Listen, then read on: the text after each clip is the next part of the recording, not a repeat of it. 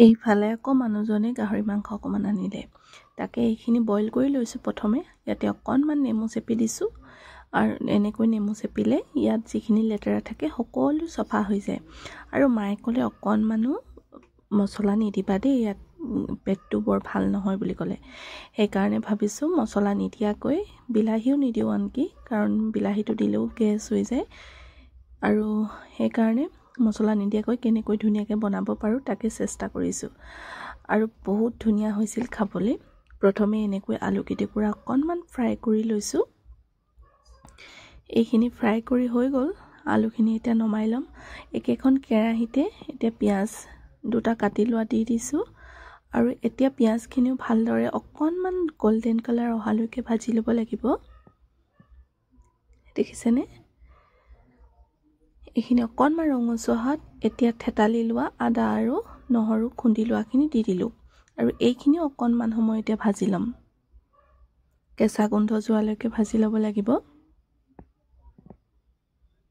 গাহৰি মাংস সকলোৱে জানে বনাবলৈ, কিন্তু মছলা নিদিয়াকৈ এনেদৰে খায়ো খুব টেষ্টি লাগে।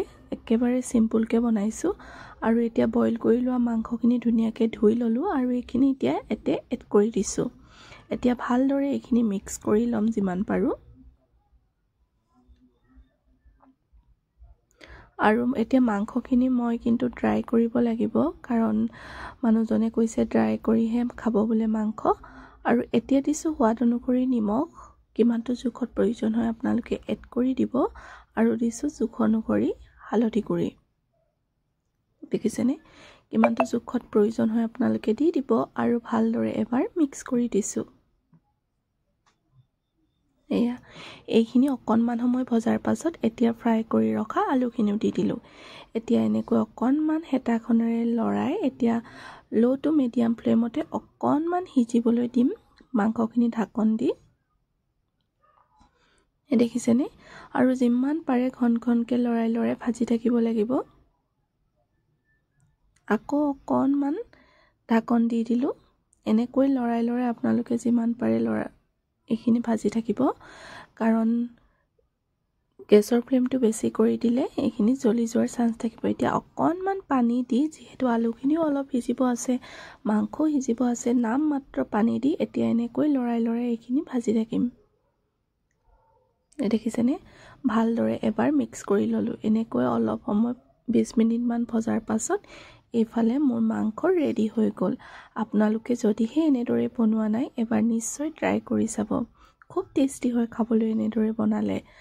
একেবাৰে ড্ৰাইকৈ দেখিছেনে? আলু সিজিলে, মাংস সিজিলে খুব ধুনীয়াকৈ। আপোনালোকে এবাৰ বনাই চাব ঘৰতে।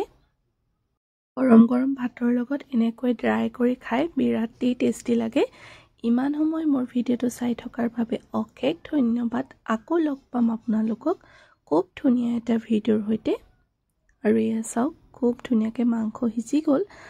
ওচৰৰ পৰা আপোনালোকক দেখুৱাই দিলোঁ, আৰু দেখি লোভ লাগিছেনে বাৰু আপোনালোকৰ? মই কিন্তু একদম ৰৈ থকা নাই, আৰু গৰম গৰম ভাত বাঢ়ি ল'লোঁ। এয়া দেখিছেনে? আৰু এনেকৈ আলু আৰু মাংস লৈ এক কাঁহী ভাত খাই দিছোঁ। তেন্তে আজিলৈ বাই।